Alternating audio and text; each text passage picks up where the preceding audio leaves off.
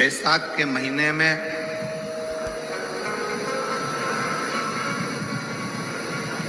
शिव सप्त तीर्थ का बड़ा महत्व है।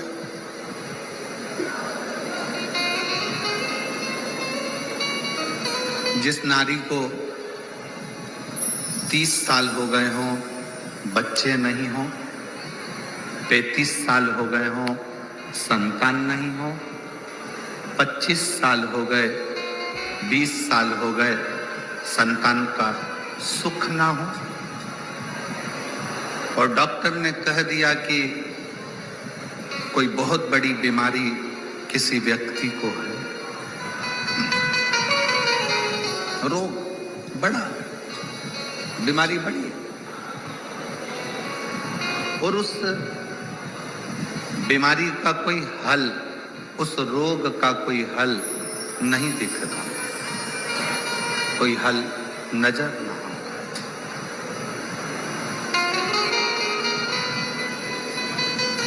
कोई हल दिख ना रहा। तो बैसाख महीने में शिव सप्त तीर्थ का एक अनुष्ठान अपने जीवन में जरूर करें। मट्टी के पात्र में जल भरना और मट्टी के पात्र में जल भरकर प्रतिदिन रोज 7 दिन का ये नियम होता है सप्त तीर्थ का। सप्त तीर्थ बस विराम जो है उसका प्रदोष के दिन होना चाहिए। और बैसाख के महीने में जब आप सप्त तीर्थ का अनुष्ठान करें, 1 घड़ा जल का रोज भरें प्रतिदिन, और 1 बेलपत्र,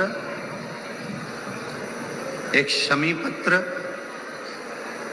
उस घड़े के नजदीक में कोई पात्र में अवश्य रखें। पात्र को, जो जल का घड़ा है, जल का पात्र है, उसको मट्टी के ही दीप से या कोई श्वेत वस्त्र जिसको मला गया हो, धोया गया हो, साफ हो, उस वस्त्र से ढक दें। एक दिन एक शिवालय में जाएं, शमी पत्र अशोक सुंदरी वाली जगह पर समर्पित करें। अशोक सुंदरी की जगह जानते हो ना आप लोग? अशोक सुंदरी की जगह पर शमी पत्र समर्पित करें। बेलपत्र जहां आप खड़े हैं उधर से डंडी का भाग आपकी ओर हो, और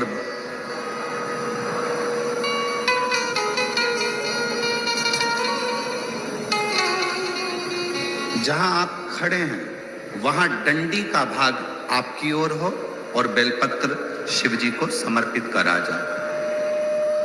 फिर जो मट्टी के पात्र में जल है वो भगवान शंकर को अपनी कामना कर कर शिव जी को समर्पित करो। संतान के लिए कर रहे हो तो वहीं से जल को एक कटोरी में, एक पात्र में झेल लीजिए।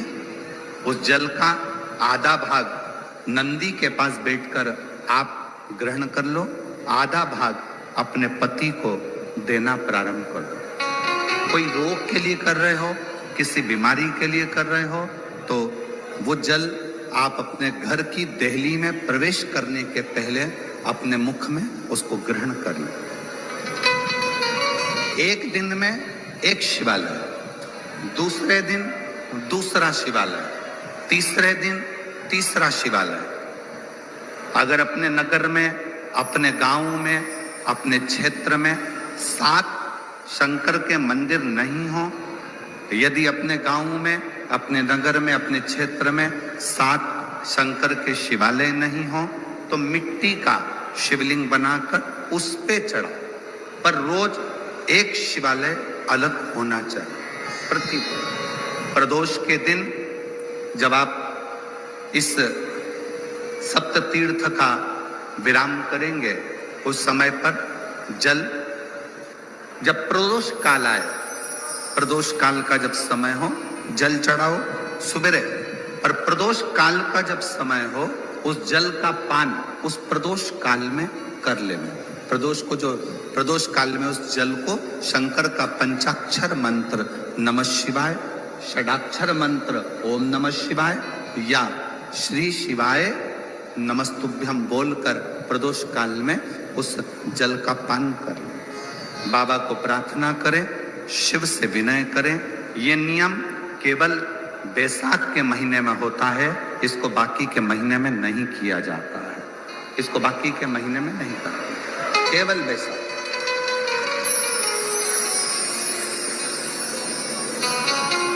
शिव सप्त तीर्थ का जो नियम है वो अपने जीवन में धारण करें। और हम तो कहेंगे शिव महापुराण की कथा श्रवण करने वाले प्रत्येक बेटा बेटी से, शिव महापुराण की कथा सुनने वाले प्रत्येक शिव भक्त से हम तो कहेंगे कि शरीर में कोई रोग नहीं भी है, संतान की प्राप्ति नहीं भी चाहिए, उच्च शिक्षा के लिए आप कर रहे हैं, अपने जीवन की खुशहाली के लिए कर रहे हैं, तो शिव का सप्त तीर्थ अनुष्ठान अवश्य करें, अवश्य, और अपने जीवन को सार्थक